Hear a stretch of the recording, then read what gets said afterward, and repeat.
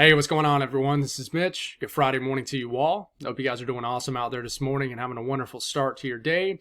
And I hope everyone has had a great week out there as we head off into our new weekend. It's been a very active week with track and historic winter weather across the Gulf coastline into the southeast coastline and just inland, but there was definitely a sharp cutoff inland for a lot of folks. In fact, my neck of the woods here in Columbia was right on that cutoff. We got about an inch of snow. I had a lot of people asking, hey, Mitch, how much snow did you get? We got about an inch. It was a little bit of I would say, an underachiever, if you will. But listen, snow is snow. I prayed for it. God answered.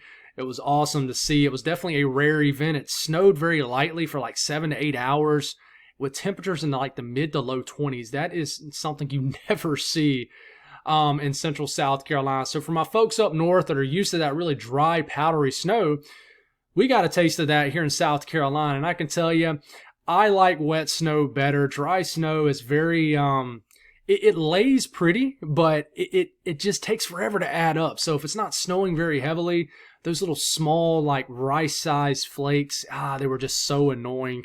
It just, like I said, snowed for 7, 8 hours and, just lightly. And it took that long to add up to an inch. So there was some bursts in there that were nice. Overall, it was a very neat event from a kind of nerding out standpoint and just kind of observation. But a lot of people got a lot of snow. Very happy for folks. It's definitely one of those storms that you create, lifelong memories with and maybe just kind of introduces a new passion for somebody like a kid. Like, man, suddenly you love the weather based off a weather event. A lot of people that are into the weather can date back to an event that sparked that passion. For me, it really wasn't an event. It was my grandpa. But anyways, hope you guys enjoyed it. Time to move on. What's next? That's the big question. We're going to talk about that in this video and kind of the complex patterns setting up. We're going to speak on that for the majority of the video, and then we'll go into today's forecast. So if you guys have not subscribed, certainly consider doing that. Like the video if you like it. If anybody has anything that I can pray about or pray over, as always, please put it in the comments below. So this is the latest from the Climate Prediction Center. And then we're going to show you the temperatures first and then precipitation second. This is the 6 to 10 day outlook. And I believe this takes us between January 29th through the 2nd of February. So we're getting close to the end of the month, about to head off into February. Are we going to make February a winter weather month again? It seems like across the East it's just been non-existent for several years now. But let's talk about this for a second. So the Northeast and areas of the Mid-Atlantic going to remain to have the shot at below average temperatures in this time period. So 50% chance of below average temperatures in that darker shade of blue. This is 40, this is 33, and that muted gray color. So just a shot at average temperatures, basically. And then you got that chance over here in the Southwest and the Pacific Northwest for cooler than average temperatures. And then right here in the middle of the country, including the Deep South, little section of the Central Rockies also going for above average temperatures. This is the 50% chance of above average temperatures. This is a 40, and this is a 33. So what about the precipitation outlook in the same time frame? All right, this is what it looks like. And I will say between now and day 6, you are going to have a shot at precipitation, even in this brown colored area that's going for drier conditions in the Southwest. And I know you guys need the rain. We're going to talk about this little upper level low that's going to spin around and give you guys a shot at rain this weekend and early next week. But they are leaning towards it continuing to be active across the southern tier of the country, including the northern Rockies and the Pacific Northwest. But continues to be an active pattern. Now, does this mean winter weather? I would say, for the most part, probably not. But there is some sneaky scenarios that could introduce some winter weather, especially for areas east of the Alps, the Appalachian Mountains. But got a 50% chance of precipitation being above normal here, 40 here, and a 33 here, and just kind of around a shot at average precipitation in the grayed out areas. So I want to discuss that first. Let's talk about the pattern setting up. So just remember the blue areas, that's lower pressure, could be an upper level low, cutoff low, a trough of low pressure, a dip in the jet stream. Unsettled weather normally brings colder than average temperatures. Or in this case right here, it's on cold air. Then you got the warmer colors, the yellows, the oranges, the reds. That's ridging. A high pressure normally brings above average temperatures, calmer conditions, and just more of a stable pattern. So this is the 500 millibar pattern, and this is starting off Sunday evening. So we continue to have this trough that's just digging over areas of eastern Canada and central Canada all the way into the Northeast. This is going to continue to funnel in cold shots of air into the Northeast. which is why you're leaning towards below average temperatures in the Northeast in that 6 to 10 day period. But if you notice, we do have some, light ridging kind of south of this. This will kind of keep you at around average, slightly above average temperatures. And then we got this upper level low right here, sort of spinning in place. This is cut off from the main flow of things right up here. So this isn't getting pulled much one way or the other. Now, just forward motion is probably going to allow it to sort of just continue to chug off this way. But sometimes they do kind of pivot backwards. But most of the time, they typically head west to east. But we continue to keep this going. This little area of blue, this kind of blue blob, is going to bring some unsettled weather across the Pacific. Across the Southwest, the Southern Rockies, even Central Rockies. And we keep this going. We go all the way into about midway next week. Okay, this area of unsettled weather continues to get closer. So at this point, you're probably thinking all the unsettled weather's right underneath the bluest portion of this blue blob, right? Well, that's not necessarily the case. The flow around this is going like this. So as the flow kind of moves from southwest to northeast, it yanks in moisture kind of on the southeast or eastern quadrant of this upper level low. So this is probably at this point, and we're going to actually look at what the surface says on the GFS and the Euro here in a second, bringing moisture into Texas. And this consistent just trough that continues to just anchor its way and kind of reinforce itself over the Northeast will continue to just bring these clippers down like this. This will bring, well, clippers of snow and maybe even a little bit of northwest flow event all the way down to maybe West Virginia. So it's a little bit of like a split flow type pattern. This is kind of creating its own flow, etc. So we stop it here, and this is about a week out. At this point, this cutoff flow is starting to get attached somewhat, and it's finally starting to eject. But you got this ridging right here sort of blocking it from fully like ejecting off this way. So it kind of, what it basically does is this ridge, it weakens this cutoff low. And it kind of prevents it from interacting with this area right here, which is kind of developing just a 50-50 low and kind of trying to throw a cold air source into this right here. But this just will not kind of move into that cold air source fast enough. It eventually does, and there's still some cold air left over, but very complex pattern to really explain. Eventually, it ejects across the middle of the country. You see how it kind of swings across the middle of the country, and then a deep trough begins to dig into areas of the west and central U.S., and that'll be something interesting to watch, but of course, that's pretty far out. So that's the pattern coming up. In general, we got to watch this bowling ball upper level low. So what does this look like on the surface? So this is starting off Saturday evening, and the dates are up here. Okay, so the 26th of January and over here. So we got some moisture in the southern Cal. We need that. How much will we get? Even some higher elevation snow as these cutoff lows bring their own cold air.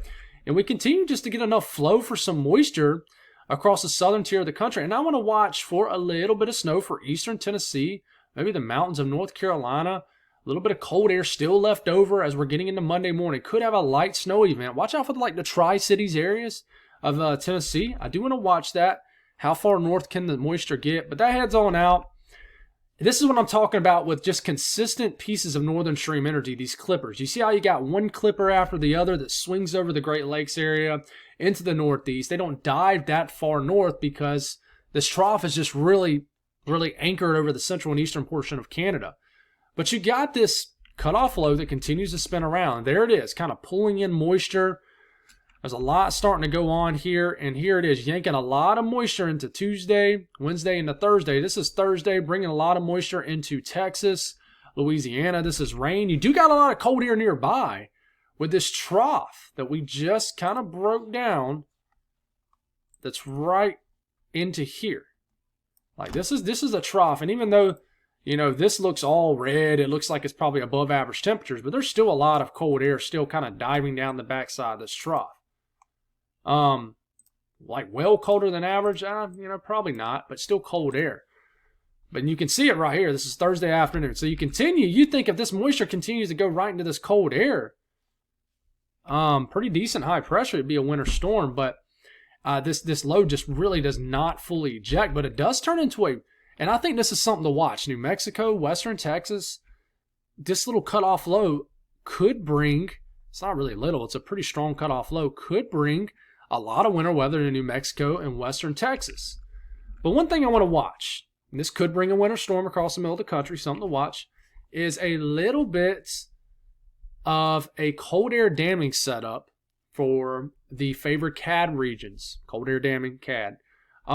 This could bring some ice as we're starting to get closer to the last day of January, first couple of days of February, for the favorite areas in northeast Georgia, upstate of South Carolina, western North Carolina. Shows a little bit of ice here, but the main system's right here. Not a lot of cold air to work with, by the way.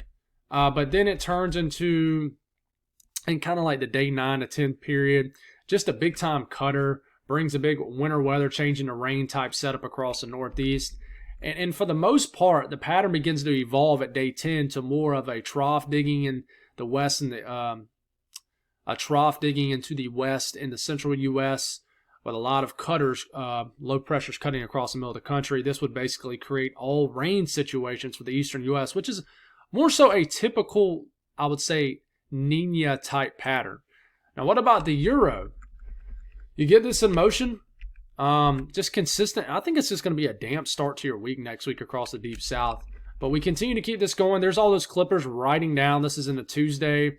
Across the upper portions of the Midwest, the Great Lakes region, the Northeast, all the way into the Northeast. This is going to just bring light to moderate snowfall accumulation, just kind of a wintry week, but all the cold air is basically jammed up there.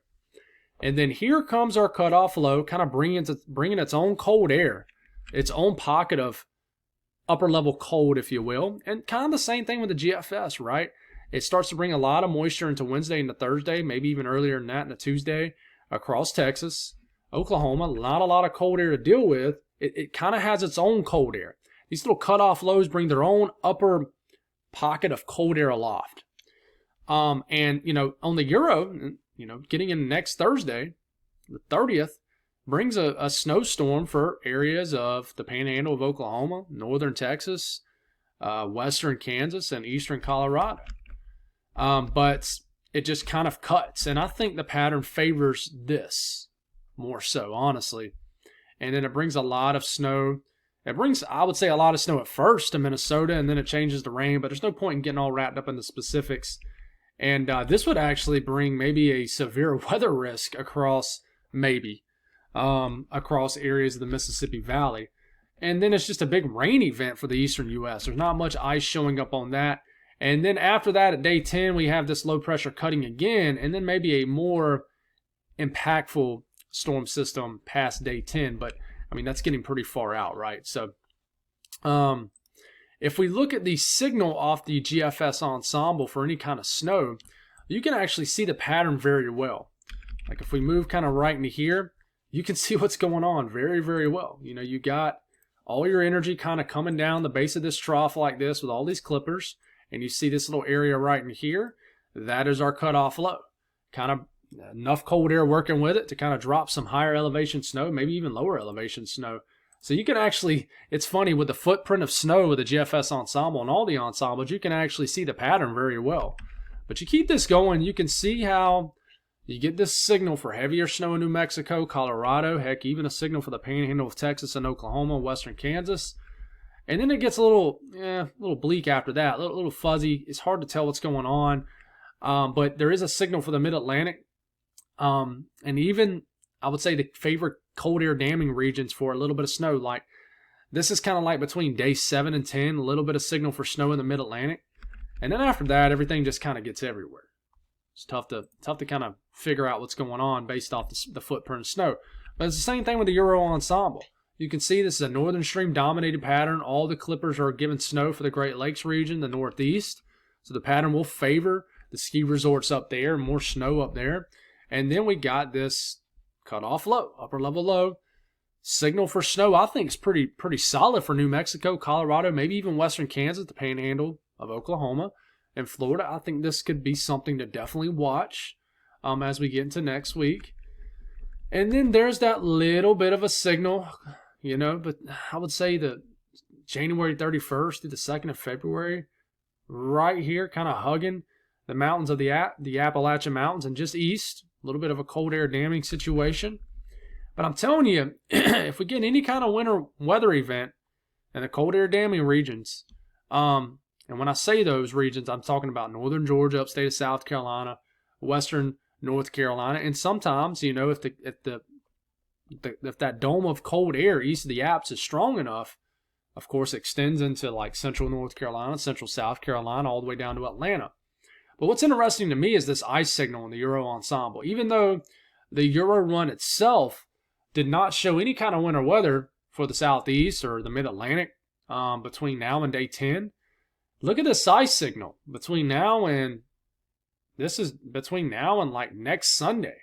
There's a pretty solid ice signal showing up here. Now, this isn't always the best thing to look at. Like, for example, it was showing a pretty solid ice signal all the way up to about 3 days up to the last winter event down here. And you guys didn't really get a whole lot of freezing rain from this. So this isn't always the best thing to look at. But there is a signal. It tells us that some of these members are showing ice right here. And I mean, you can see how it runs up the Mid-Atlantic. And you can see the footprint of ice is pretty solid. I mean, this is sort of the highest elevations right in here of the Appalachian Mountains. They kind of go up like this. And I'm sure I'm messing this up somewhat. But they kind of go like that. And you can see how it's along that circled area, but the heaviest is kind of just east of it, right? Okay, so this is kind of those cold air damming regions right here. You know, some of these areas averaging well over a 1/4 inch of ice. I do think this is a pattern that could support at least an ice changing the rain type event for these areas. So we'll continue to watch that. I think it's a pattern worth watching. You know, there's a lot of people wondering, hey, Mitch, is winter over? I would say no. My gut tells me that we're going to get another pretty significant winter weather event for the East again, and even for the Southeast. That's what I think. It just seems like a pattern that it just wants to be cold in the East, and we don't really stay in one specific pattern for any long period of time. If anything, it's been staying cold.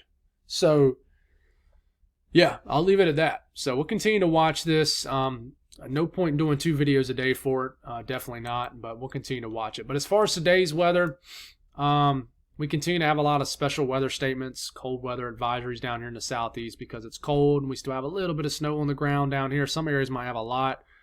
So just for the refreezing of stuff, little special weather statements across the Midwest. We do have a lake effect snow warnings that expire tomorrow, that extend into the areas like the Tokyo Plateau points south, and some winter weather advisories south of Buffalo.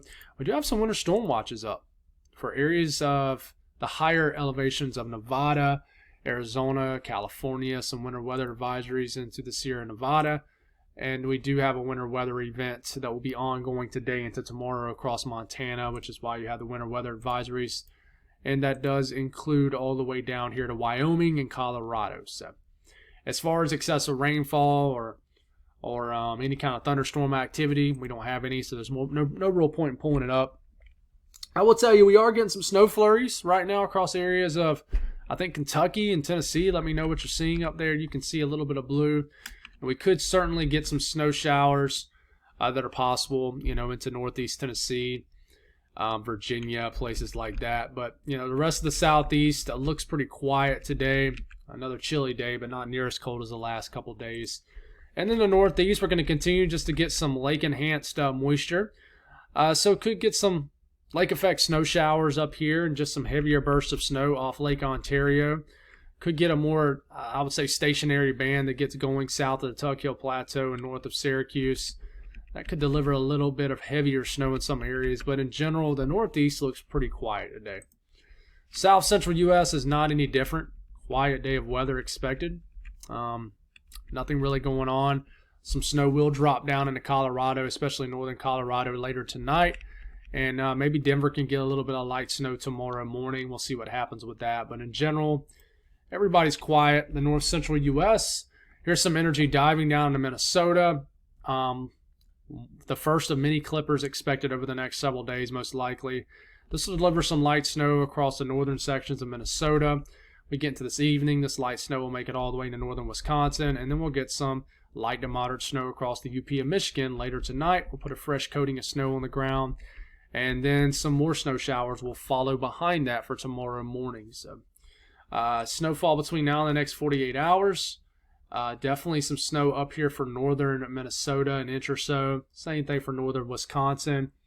And then the UP of Michigan and lower Michigan, with those favored lake effect regions, could get a few to several inches of snow just depending on where you live. So can't rule out a dusting of snow down here across the Midwest, the Ohio Valley. But out west, we're going to continue just to get some light to moderate snowfall accumulations across Montana, Wyoming, maybe areas of Idaho, getting all the way into Utah. And we'll definitely have some snow flying around south of Salt Lake City, extending all the way into Nevada, northern areas of Colorado. We'll get some snow you're waking up to tomorrow morning. Not a big event by any means. Temperatures today, another cold day across the southeast, but nothing compared to the last few days. You're locked into the tundra up here in the northeast, well below average temperatures.